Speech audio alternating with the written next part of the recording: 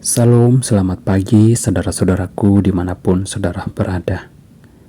Doa dan harapan saya kita semua tetap sehat-sehat selalu dalam lindungan Tuhan. Kiranya damai sejahtera Allah terus menyertai kita dimanapun kita berada pada pagi hari ini. Namun sebelum kita mulai setiap tugas dan aktivitas kita sepanjang hari ini, saya mau mengajak saudara-saudara untuk kita merenungkan firman Tuhan pada pagi hari ini. Namun sebelum kita merenungkan firman Tuhan, saya mengajak saudara-saudara untuk kita berdoa. Mari kita berdoa.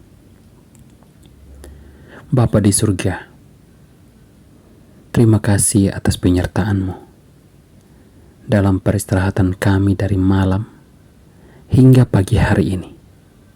Kami dapat bangun dengan tubuh yang sehat dan kuat. Itu semua karena penyertaan dan kasih karunia-Mu yang tak henti-hentinya di dalam kehidupan kami. Dan pada pagi hari ini, sebelum kami mulai kegiatan aktivitas kami mau merenungkan firman-Mu. Kiranya melalui firman yang kami renungkan pagi hari ini, kami selalu mendapat semangat yang baru, kekuatan yang baru dalam melakukan setiap kegiatan aktivitas kami hari ini. Dalam nama Tuhan Yesus kami berdoa. Amin.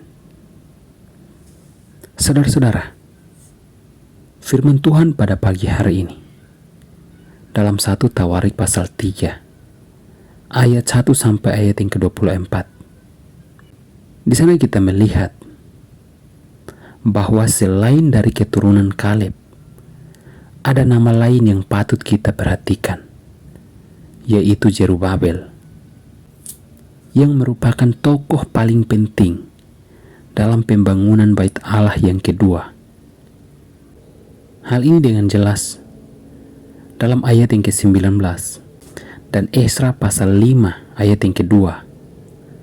Dan silsilah dalam 1 Tawarik ini berpusat pada kerajaan Daud yang adalah kerajaan Allah, dan penyembahan di Bait Allah menjadi rencana bagi masa depan bangsa Israel setelah pembuangan.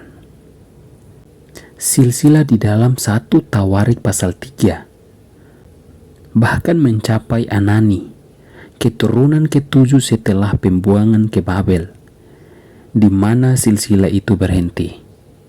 Hal ini dengan jelas dalam ayat yang ke-24. Setelah kembali dari pembuangan, mereka harus membangun bukan hanya kota Yerusalem, tetapi juga Bait Allah. Ini adalah bukti nyata identitas mereka sebagai umat Tuhan. Namun mengingat runtuhnya kerajaan Daud dan terpecahnya kerajaan masa Salomo, mereka membutuhkan suatu jaminan. Untuk itulah penulis kitab 1 Tawarik menyebutkan keturunan Daud yang lahir di Hebron dan Yerusalem.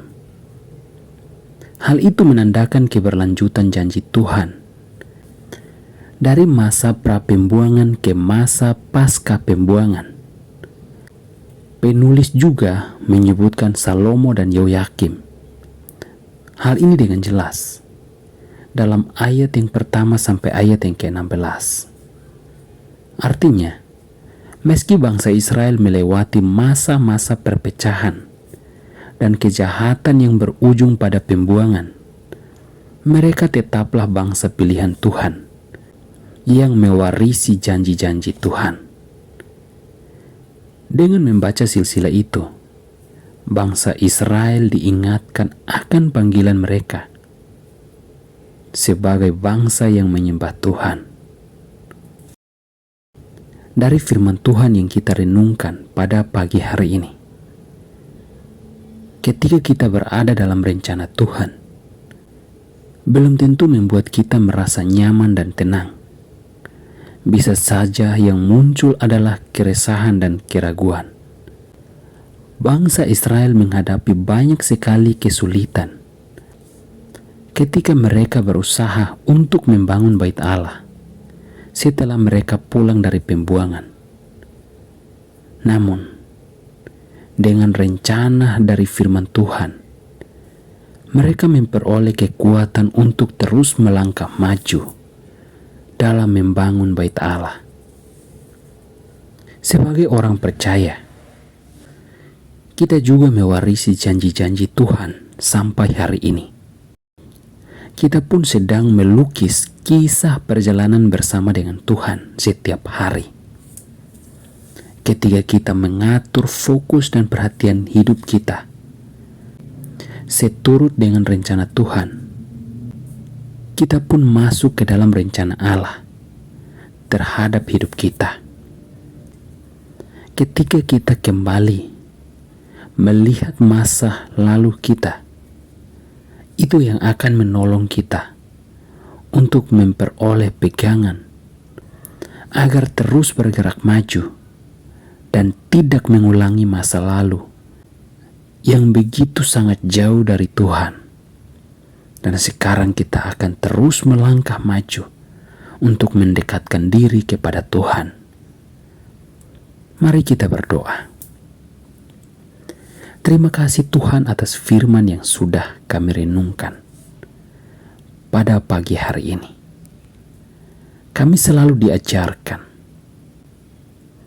agar kami selalu dekat kepadamu ya Tuhan. Tuntun kami dimanapun kami berada, apapun yang kami lakukan sepanjang hari ini. Kami selalu mengandalkan Engkau ya Tuhan. Kami terus menyerahkan seluruh hidup kami ke dalam tangan kasih-Mu. Dalam nama Tuhan Yesus kami berdoa dan mengucap syukur. Amin.